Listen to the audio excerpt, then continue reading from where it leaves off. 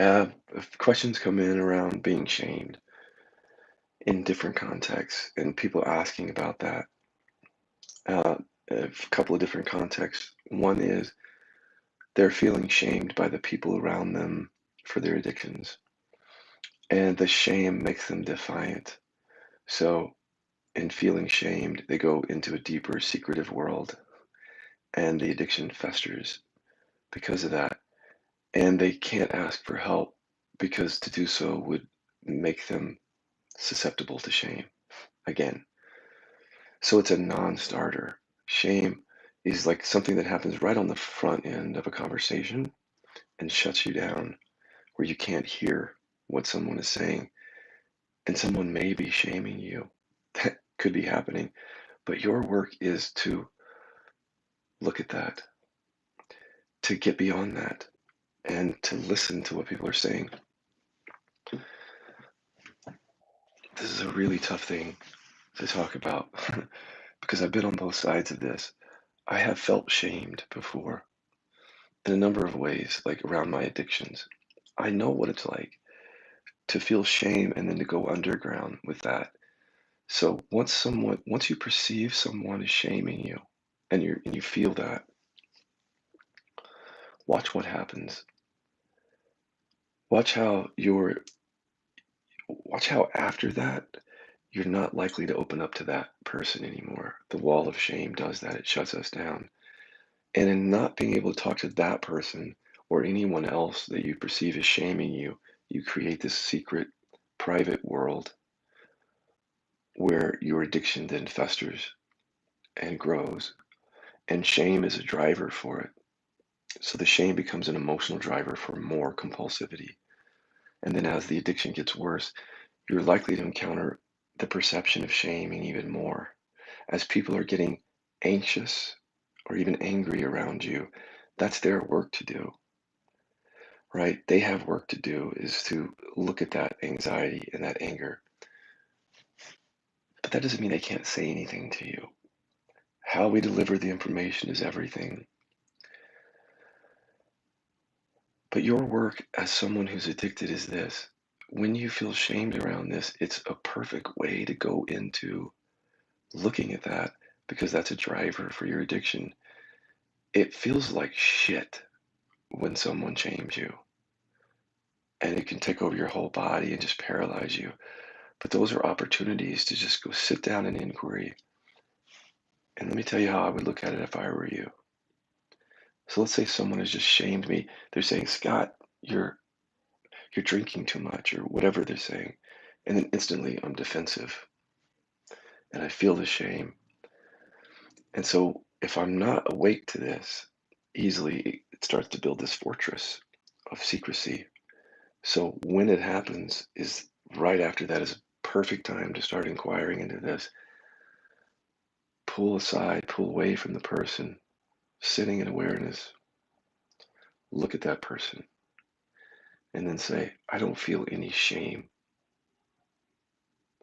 And then just watch. Doesn't matter what the content is.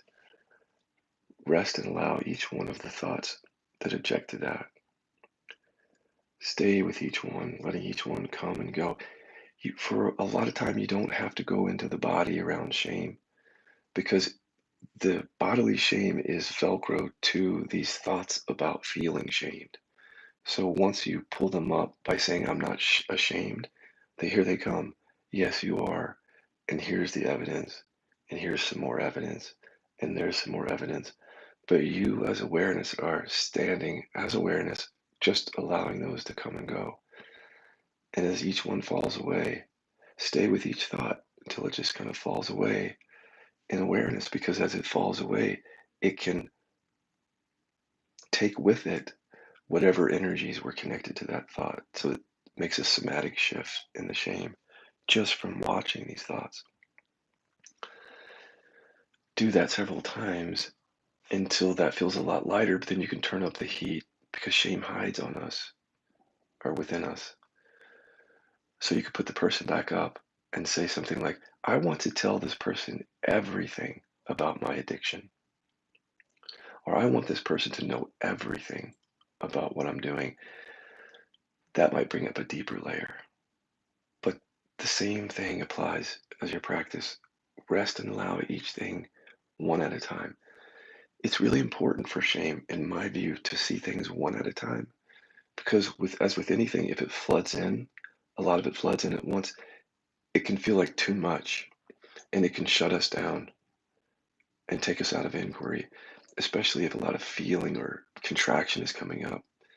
So doing this in a piecemeal, manageable fashion will keep you in the looking longer and it will be more effective than flooding yourself constantly. I'm aware that some people are not able to witness yet one thing at a time.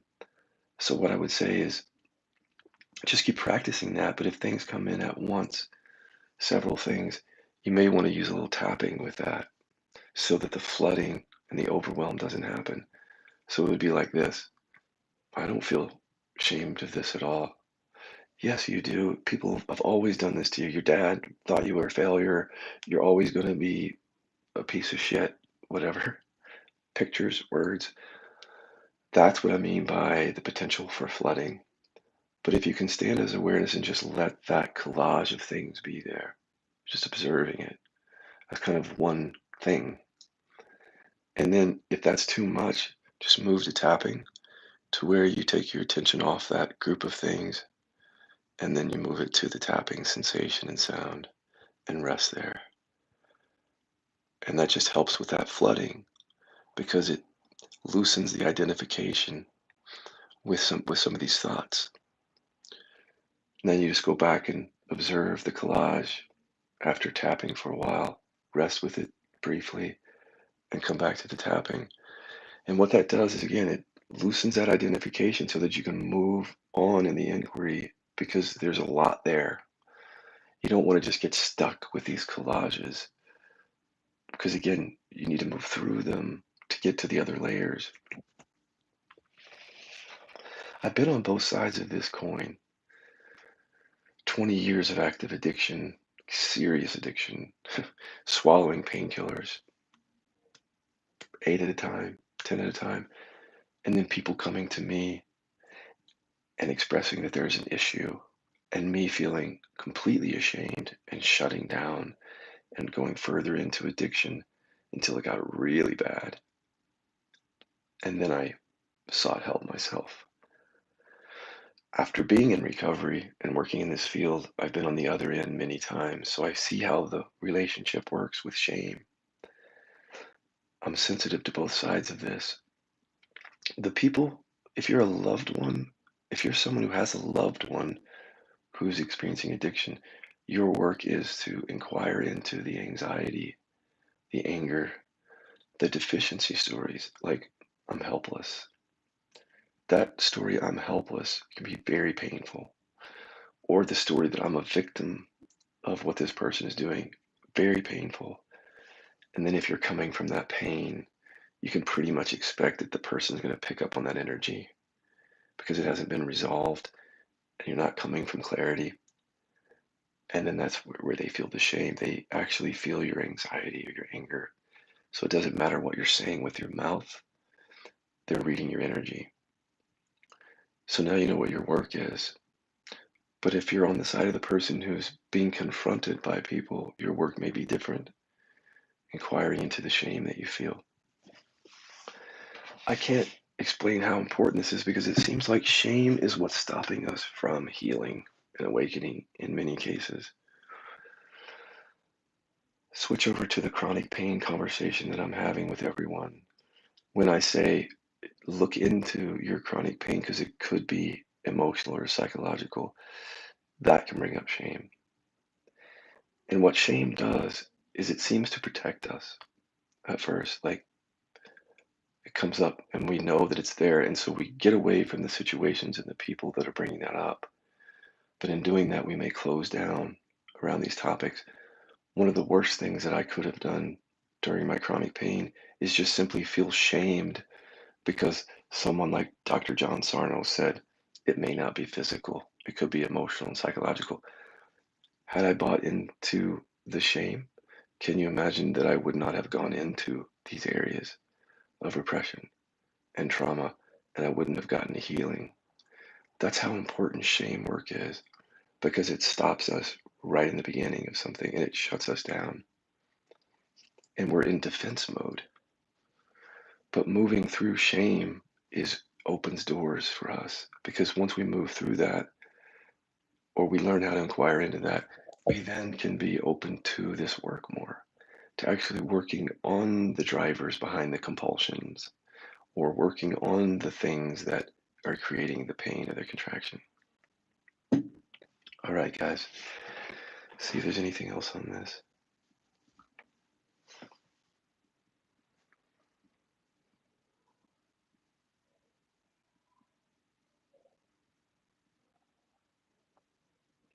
If you're someone who's feeling, if you're the person who has a loved one who's addicted and you want to say something, if you're not able to inquire into your anxiety or your suffering around watching someone harming themselves or doing behaviors that are very, very detrimental to them or to other people, if you cannot clear that before you say something to them, what you might want to say is while you're bringing it up, you might want to say, and by the way, I'm anxious or angry or I'm triggered. Acknowledge it to the person. If you don't acknowledge it, the person who receives that information already knows that you're angry or anxious. They can feel that. When you don't acknowledge it, it's like someone pissing on your leg and telling you it's raining because you know better. You know that they're anxious or angry. If if you, the loved one, would just admit it and say, I'm afraid, I'm angry, it disarms the other person a little bit more and it helps them with their shame because then they don't have to be focused on you and how you're not in alignment. You're saying things that don't align with your energy. So they have to focus on that and defend themselves against that because you're not being honest. But as soon as you're honest and say, I'm afraid, I'm angry, they don't have to focus on that anymore. Now they can begin to focus on the shame that they're feeling or whatever else is driving their addiction.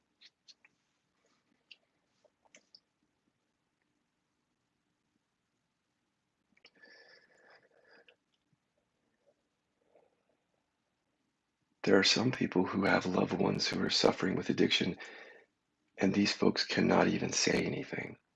That's a whole nother issue. You want to say something to someone, but you're shut down. That's a repression, can be. Like maybe you don't want to rock the boat, don't want to create conflict, but notice that if you're not speaking up about your feelings and thoughts about this, how that sets in your body, what that's doing to you. Holding on to all of that resentment, anger, fear, not resolving it, not expressing it, that can create your separate issues in you, the loved one. The inquiry for you would be able to be able to speak. So if you're having trouble just speaking up to someone, letting them know what's going on for you around this, try this inquiry. Imagine the person there in your consciousness and say, I can speak up about this. It's that simple. I can say what I want to say about this, and then watch the thoughts that say no. These thoughts that say no are the reason that you're not speaking up. So observe those. Find your voice in that inquiry. I'm aware of all the dynamics here. This stuff goes deep on both sides for people. There's a lot of suffering on both sides of this coin for people.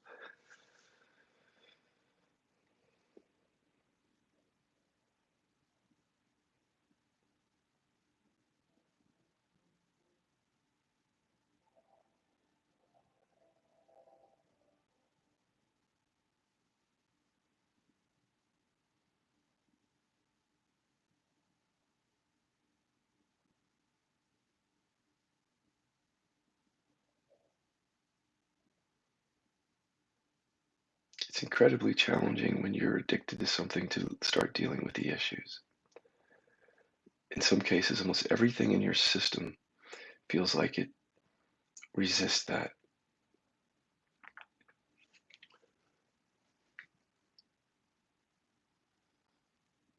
And then when people are shaming you, it just brings you further into resistance. It's amazing to watch people, even in the face of that, where they feel incredibly paralyzed within their compulsion, shamed and secretive, lying, hiding, and then to watch those people go into inquiry from that place is nothing short of a miracle because they're taking responsibility for their own stuff finally. They may have lived a life where they're living for other people, constantly reacting to other people, not looking at their stuff, and it just keeps getting worse and worse. But watching someone, I mean, I've met people in a hole with addiction where it seems like there's no way they could crawl out of it. But as soon as they start taking responsibility for their own suffering, it's like they start crawling out of that hole. It's deeply empowering. Inquiry is around these things. Sometimes when you're in that hole, when you're deeply addicted to something, almost nothing else can bring you out of that other than deconstruction because your mind has a set of patterns that got you to that place. So going back into your mind is like going into the same mind that got you stuck in this place.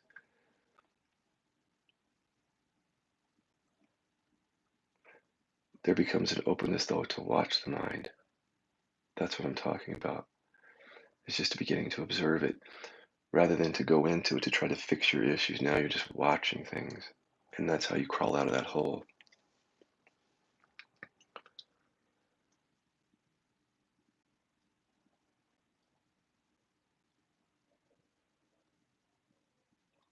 The biggest takeaway out of all this is once you start doing inquiry, like deep somatic inquiry, what has resulted for me is this. I was just sharing this with Dan McClintock last night. He's experiencing the same thing. He and I have been doing this work for a number of years, including the emotional repression piece, which we think is a big part of addiction. So, having worked through, let me share this with you, just so you have some hope around that there is another way that you can overcome these compulsions.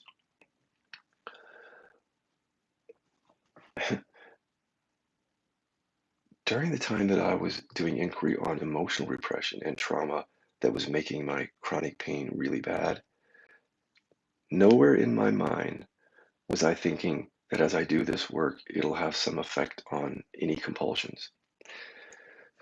While I had the pain, I had to take a few things. At one point, I took like a week's worth of painkillers. I was on Xanax for a while. Then I got on ketamine. Those were things that I felt like I needed to do at those times because of the level of pain. But there was some concern, obviously, that I might be hooked on one or more of those things. What I found out after doing the emotional repression work is it feels like the last frontier in the somatic area. There's trauma and shame, those are big, but it seems like the emotional repression is almost like more core than that when it comes to addiction. And nobody's really saying it except science. So science is making the link between emotional repression and addiction, but you don't really hear it talked about that much, even in the addiction treatment world, not really. And that's unfortunate because it's not following the science. My own experience with this is that, of course, resolving, managing, regulating, deconstructing trauma, major impact on addiction. But remember that when we're traumatized, one of the results is to repress our emotions, repress the anger, repress the fear, repress the shame that we experienced in that trauma. So, in resolving the trauma, you kind of have to naturally go to the repression. So, the repression is held in the body, right, as a contraction or chronic pain.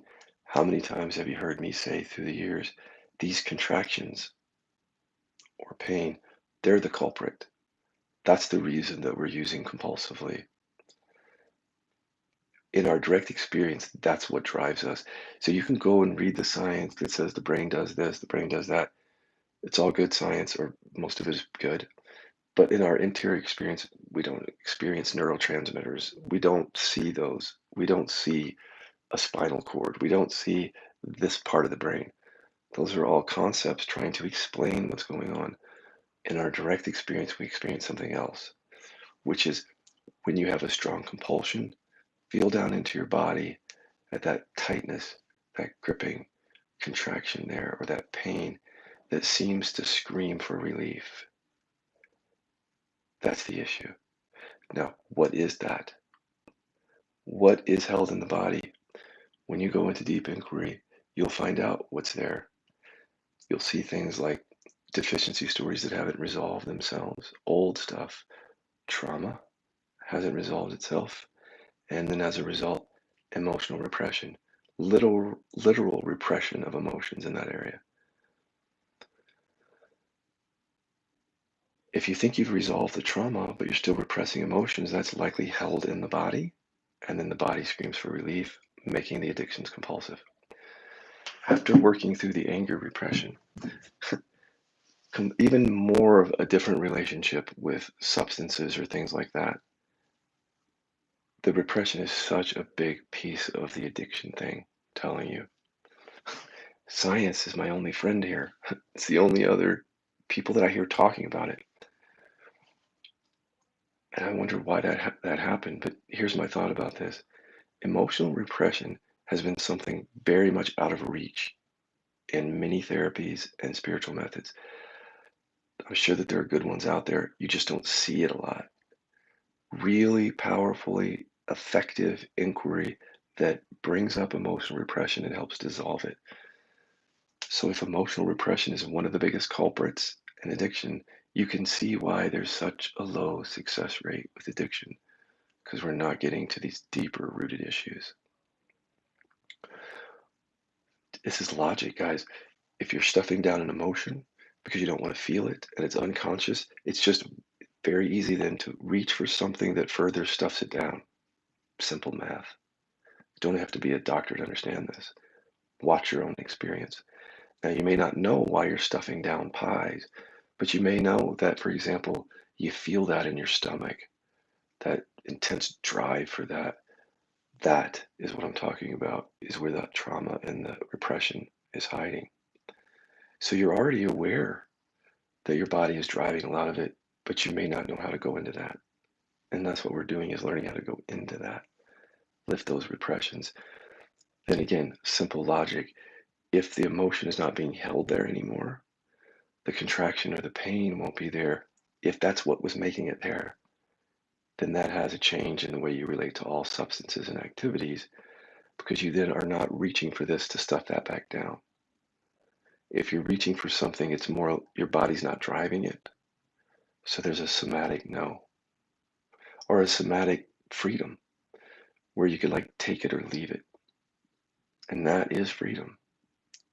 For me, that's real recovery. When your body, you can trust your body completely. You've been trusting your body all your life. You may not know it. When your body acts up, you reach for something, or you reach for something so the body will not feel something. So you're already aware of this. Now imagine the opposite. What if your body's not doing that anymore? Imagine that your body is not screaming for relief anymore because the emotions aren't being repressed. The trauma is resolved. You can imagine that you would have a different relationship with all those things.